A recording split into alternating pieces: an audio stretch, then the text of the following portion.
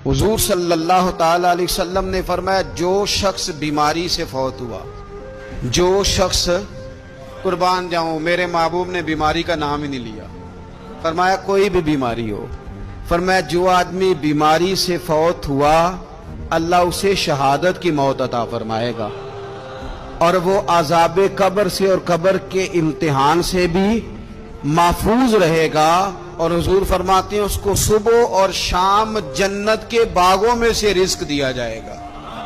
जो किसी भी बीमारी से मरा, ये लोग बीमारी से मर रहे हैं तो लोगों ने अछूत समझ रहे हैं, अछूत, ये अछूत नहीं है, इसलिए कि लवारस नहीं, ये खुदा रसूल के मानने वाले हैं।